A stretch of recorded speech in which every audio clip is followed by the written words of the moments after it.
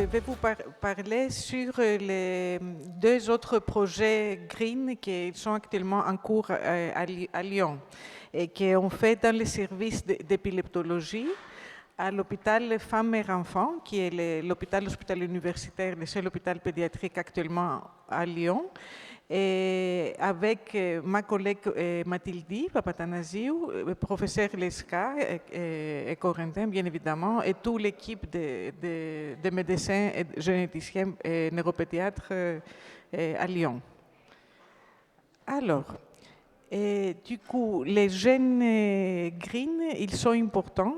Et nous, on se centralise sur ces 4 gènes, les GRIN 1, GRIN 2A, GRIN 2B et GRIN 2D pour les recherches que je vais vous décrire.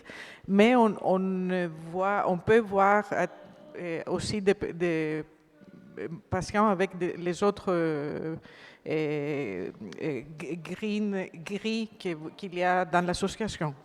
Du coup, ces 4 gènes sont responsables de la fabrication des récepteurs spécifiques dans le cerveau, les récepteurs NMDA, qui jouent un rôle essentiel dans le neurodéveloppement, la communication entre les neurones, et les apprentissages et la mémoire. Et quand ces gènes ne fonctionnent pas comme d'habitude, ça peut entraîner plusieurs aspects différents cliniques, comme une épilepsie, des troubles du développement, des difficultés de langage, des troubles moteurs, des troubles d'attention, du comportement et des troubles du sommeil. Mais comme vous le constatez, les manifestations varient beaucoup d'un enfant à l'autre, même avec la même mutation. Alors, nous, on a commencé une étude d'histoire naturelle parce qu'aujourd'hui, nous manquons d'informations sur l'évolution de ces maladies et surtout l'évolution à long terme. Quand on a commencé à s'intéresser un peu à ces gènes, c'était en 2024, on connaissait trop peu de patients green, comme Corentin l'a dit. On n'imaginait pas qu'il y avait autant en France ou même en Europe ou dans le monde. Et on connaissait que quelques aspects, surtout centrés sur l'épilepsie, parce qu'au début, ces gènes-là étaient bien décrits sur les malades les plus lourds qui ont souvent une épilepsie. Et du coup, on essaye maintenant de décrire tous les aspects de la maladie, de comprendre mieux et identifier des facteurs importants qui pouvaient être améliorés par des essais thérapeutiques futurs qu'on espère avoir dans les années qui suivent et qui commencent bien sûr à être mis en place. Et du coup, chaque patient compte et apporte une information différente et précieuse pour nous. Et il y a cette parabole là, il y a des scientifiques, mais qui ont les yeux cachés, bandés, et ils essayent de décrire un éléphant, et du coup, chacun tient une autre partie de l'animal et croit que c'est quelque chose de son côté, mais tout à fait différent. Du coup il y a un qui tient la queue, il croit que il dit que c'est comme une ficelle, il y a quelqu'un qui a le corps, il dit non, c'est un mur, il y a quelqu'un qui a un pied, il dit ah, c'est un tronc d'arbre.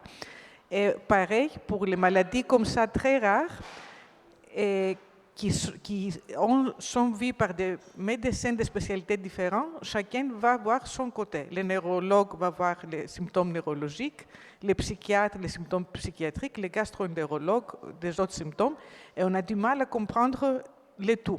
C'est pour ça que cette étude a pour but de comprendre tous les aspects, même les pas très bien connus de ces maladies. Et pourquoi Lyon? Du coup, Lyon, il y a plusieurs expertises qui sont réunies. Et on est très bien en génétique, professeur Lesca, et Corentin travaille avec lui. Il était un des premiers qui a travaillé sur le GRIN 2A d'abord. Du coup, on fait l'analyse de l'ADN, interprétation des variants GRIN. Il y a une forte expertise clinique parce qu'on suit de nombreux patients atteints de diverses maladies très rares et neurologiques. Et dans mon service, on est un service d'électrophysiologie, d'électroencéphalogramme et d'autres études physiologiques. Et du coup, on a une expertise au domaine. Et on collabore beaucoup en Europe et même dans le monde depuis plusieurs décennies maintenant. Et bon, comme on a des Américains, Lyon, c'est ici, c'est la région Auvergne-Rhône-Alpes. C'est une grande région, à peu près avec 10 millions d'habitants. Du coup, déjà, sans les patients qui viennent d'autres villes, on a quand même une population importante. Mais dans le cadre du projet, on voit des patients qui viennent de toute la France. Alors, juste un petit aperçu des différentes publications auxquelles les équipes lyonnaises ont participé sur les gènes GRIN-DA depuis 2014, comme Corentin l'a déjà dit, et jusqu'à récemment. Et après, il y a des publications sur GRIN-DB. Tout ça, c'est vraiment par des scientifiques de Lyon qui ont participé aussi, GRIN-1 aussi. Et du coup, il y a déjà une expertise, même avant d'attaquer ces études cliniques sur les domaines d'une manière théorique. Alors, les projets EuroGreen. EuroGreen, Euro c'est pour Europe, parce que c'est un projet qui va, maintenant on est en train de ouvrir en européen. Et Green, c'est un acronyme, ça veut dire les gènes, Genes Related Developmental and Epileptic Encephalopathy Natural History Study, c'est-à-dire c'est l'histoire naturelle de l'encéphalopathie épileptique et développementale liée à ces gènes Green. C'est une étude européenne et notre objectif, c'est de suivre au moins 150 patients et pour plusieurs années dans tous les pays qui vont participer à l'étude.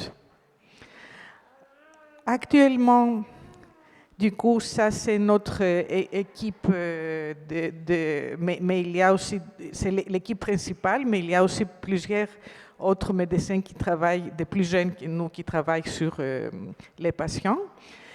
Pour nous contacter, les mails les plus utiles, ça va être le mail de Léa ou d'Anaïs, c'est deux attachés de recherche clinique. Et Léa Barbieri, elle centralise les demandes des patients, elle répond très vite, elle peut vous expliquer en quoi votre enfant peut participer et quelles sont les possibilités pour vous accueillir, vous inclure ou vous voir, ou juste vous conseiller. Du coup, il y a aussi des centres participants en France, des autres centres en France ils sont en train d'ouvrir. Ça va être Montpellier, Angers, Bordeaux. Et en Europe, on est en contact avec, on est en train d'ouvrir les centres à Barcelone, en Hollande, à Rotterdam. En Italie, il y aura 2 centres, à la ville de Florence et un petit centre près du lac Como. En Allemagne, comment dire en français, Leipzig, pardon. Oui. Et ça, c'est un centre d'épilepsie de référence au Danemark, dans une ville qui s'appelle Philadelphie, au Danemark. Du coup, c'est bon. Et du coup, à Leipzig, il y a Johannes Lemke et son équipe qui vont contribuer des patients. Du coup, c'est ça, actuellement la carte de l'Europe. On voit que c'est Espagne, France, Allemagne, Italie, Hollande et Danemark.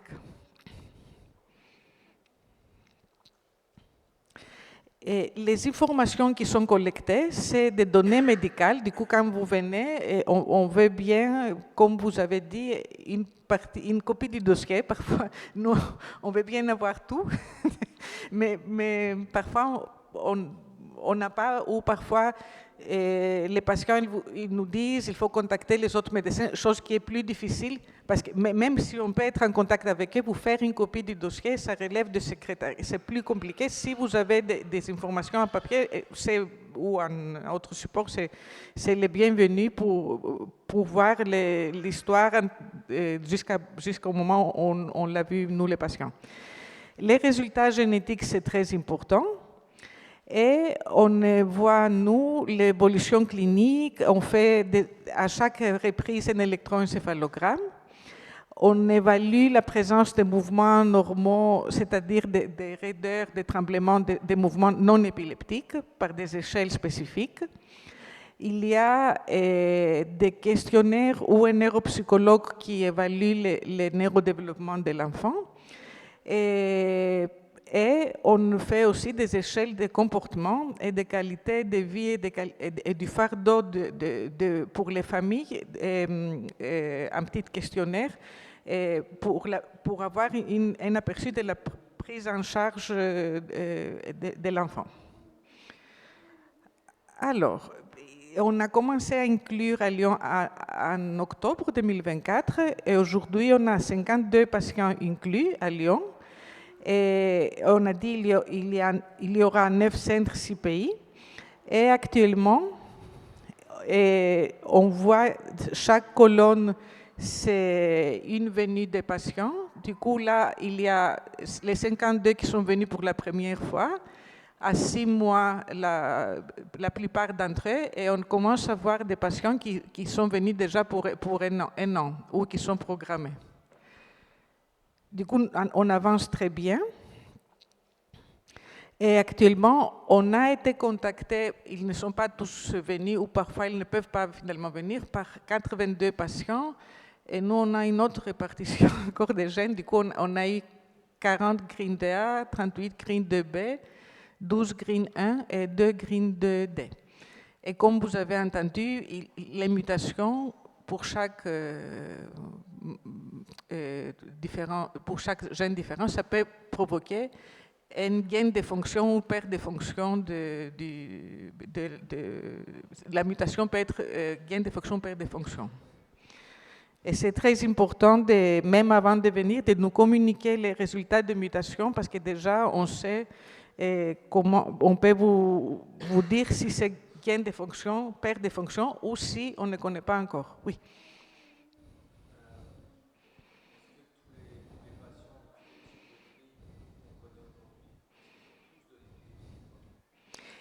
Gris ou green? Alors, pour l'instant, on a plus vu les green parce que votre fille, elle est GRIA 4. GRIA 4, personnellement, je n'ai pas encore vu. J'ai vu des GRIA 2, ceux que j'ai vus, ils étaient épileptiques.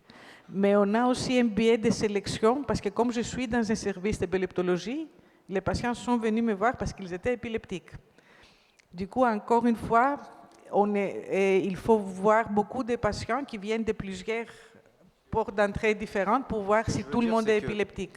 Est-ce que sur tous vos patients, est-ce qu'ils sont tous épileptiques ou il y en a d'autres qui peuvent être porteurs du gène sans faire de l'épilepsie? Alors, pour ces gènes-là, les green, ils peuvent être porteurs sans avoir du tout l'épilepsie, même sans s'apercevoir qu'ils sont malades.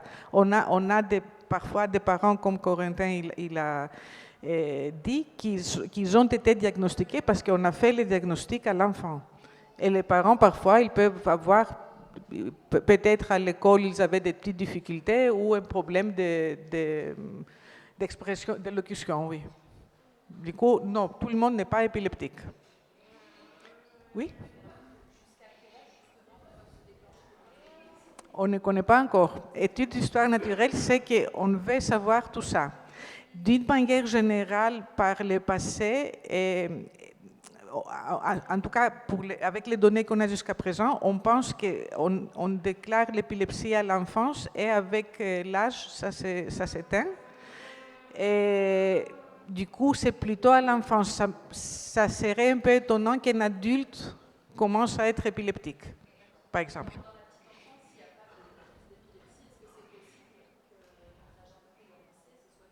Oui.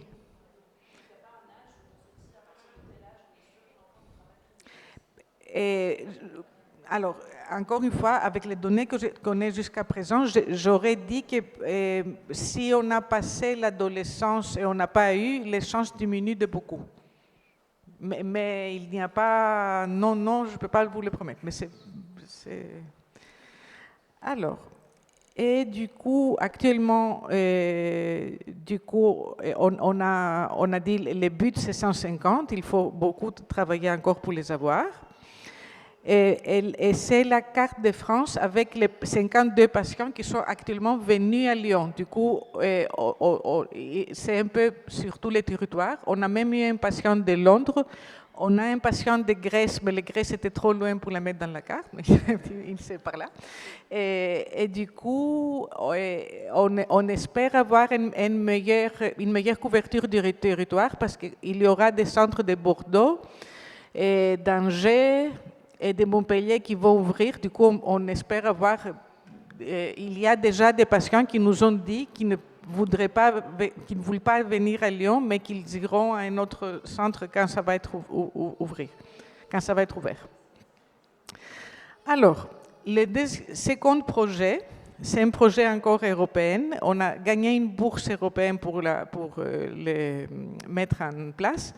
Et ça concerne la L-sérine, que c'est une molécule qui concerne les mutations avec une perte de fonction et qui a déjà été essayée par l'équipe notamment de Barcelone sur de nombreux patients avec des résultats encourageants.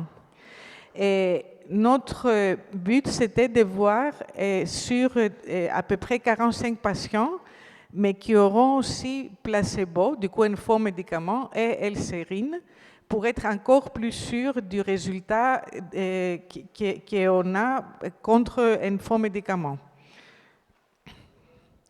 Alors, du coup, c'est un essai clinique.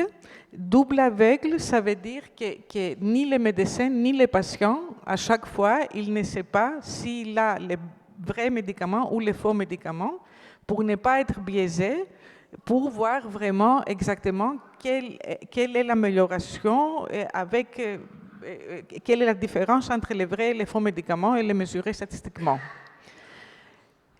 Alors, du coup, cette étude, le coordinateur, c'est Simona Balestrini, en Italie, en Florence, dans l'équipe du professeur Guérini. Et du coup, on a gagné un financement européen, c'était ça. Et on collabore aussi. Il y a un centre en Italie, un centre en Pologne, et un centre à Lyon. Et il y a une équipe autrichienne qui vont faire les études fonctionnelles des variantes des patients qu'on va inclure. Et ils vont essayer de voir les fonctions sur des cultures cellulaires et des organoïdes. Du coup, c'est une étude, même du côté laboratoire, très poussée. Alors, ça, c'était une vieille diapo, parce que c'est marqué « mise en place en cours, début officiel fin mars 2025 ». Et notre ambition, c'était d'avoir fini les inclusions à la fin 2025. Et je vais vous dire à la vraie vie ce qui se passe. Alors, du coup, d'un point de vue général, les patients vont venir à plusieurs visites à Lyon et ils vont à chaque fois avoir plein de tests cliniques, mais aussi un électroencéphalogramme et un autre test qui s'appelle TMS. C'est un test où on ne met pas d'électrode, mais on met un aimant sur les scalpes et on essaye de donner quelques impulsions magnétiques sur la zone qui contrôle la motricité et voir. C'est très facile et c'est pas douloureux. Moi, il y a des jeunes médecins qui l'ont essayé sur ma tête. Du coup, c'est trop marrant parce que dès qu'il stimule la zone motrice, votre main bouge tout seul. Ça ne fait pas mal, c'est bizarre. Après, on a vu que pour les jeunes docteurs, la main bouge comme ça. Moi, ça bougeait comme ça. Et en plus, je disais, non, c'est le hasard. Oui, il me dit, mais à chaque fois que tu fais ça, je dis, ah bon, mais non, mais c'est impressionnant. Et c'est ça pour voir avec la L-sérine ou le placebo, quelle est la vitesse avec laquelle le signal part du cerveau moteur jusqu'à la main est fait pour faire ça. Alors, les patients pour ces projets sont suivis sur 1 année et tous les 3 mois, ils changent de molécules et du coup, ils prennent, on peut avoir ces associations-là, soit L-sérine après placebo, L-sérine placebo. Et du coup, c'est à chaque fois sur un cycle de 6 mois, ils auront obligatoirement l'un ou l'autre. Et on fait ça pour 1 année. Et il y a ces 4 de figures ici. Alors, pardon. Actuellement, l'Italie, ils ont commencé. Ils ont 11 patients qui ont commencé les médicaments et un qui a été inclus, il n'a pas encore commencé le médicament placebo. Alors, en Pologne, ils ont identifié 8 patients, ils n'ont pas encore commencé. Et à Lyon, on a plus que 15 patients qui ont été contactés, mais on a eu, comme on est en France, beaucoup de difficultés administratives. Je vais vous expliquer. Parce qu'en France, l'État, ce n'est pas pour nous mettre les bâtons dans les roues, mais c'est pour protéger les patients. Du coup, il y a un comité de protection des personnes qui examine toutes les études pour être sûr que quelqu'un qui est fou furieux et veut faire des expériences chez les patients ne va pas le faire. Du coup, ils vous regardent d'une manière suspecte, vous êtes les méchants. Et du coup, ils essayent de verrouiller que tout va bien passer pour votre enfant. Et il y a aussi l'Agence nationale de sécurité des médicaments et des produits de santé qui, elle aussi, doit voir que ce que vous allez faire n'est pas potentiellement dangereux. Et du coup, on a eu au début, l'Agence nationale nous a donné le feu vert. Ils ont dit oui en fin décembre. Après, notre dossier a passé au CPP. Et les CPP, ils sont dans tous les territoires et il y a un tirage au sort. Et pour Lyon, ça ne peut pas être Lyon, pour ne pas être pistonné et tout. Et nous, on est tombés au CPP de Saint-Étienne. Après, je ne sais pas s'il y a une rivalité Lyon-Saint-Étienne. Et ils ont dit que d'accord, tout va bien, mais ils ont recontacté la NSM et ils ont demandé de réétudier le dossier à l'NSM. À la deuxième étude du dossier, ils nous ont dit non. Et du coup, on a eu une grande discussion avec eux, qu'on a bien préparée pendant plusieurs semaines. Bon, la discussion a duré 2-3 heures. Et pour eux, le problème, c'est qu'ils considèrent que L-sérine est utilisée comme un médicament, et pour les études médicamenteuses, il y a des cahiers de charges plus spécifiques. C'est des études très coûteuses que les laboratoires pharmaceutiques le font. Nous, c'est une étude plutôt académique où on prend un complément alimentaire d'L-sérine, pardon, je fais une bêtise, qui va venir d'Italie. Et du coup, pour eux, il n'y avait pas la partie qu'on a, tous les cahiers de charges qu'on a quand c'est une étude pharmaceutique. Du coup, c'était quelque chose vraiment...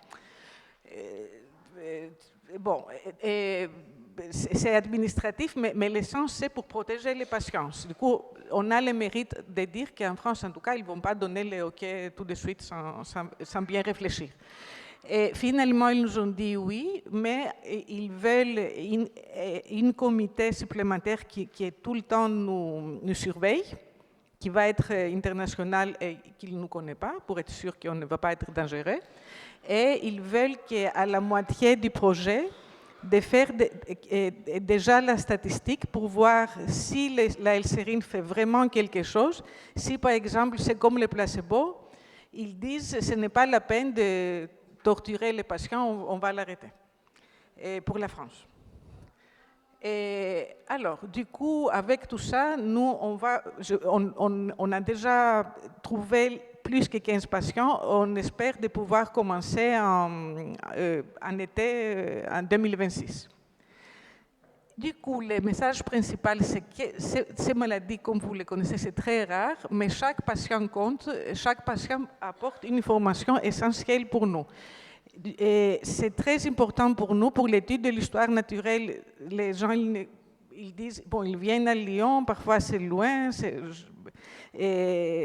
c'est pas confortable de venir dans un hôpital, mais pour nous, on a déjà appris beaucoup de choses qu'on ne soupçonnait pas, qu'on n'avait pas vues il y a 1 an et demi chez des patients, et qui peuvent être source d'inspiration, d'idées thérapeutiques, de nouveaux projets pour le futur. Du coup, ça ne se voit pas comme ça, mais au long terme, c'est quelque chose de gagnant-gagnant pour tout le monde. Et du coup, pour l'étude d'histoire naturelle, on veut bien voir les patients une première fois, à 6 mois, et après tous les ans pendant 4 ans.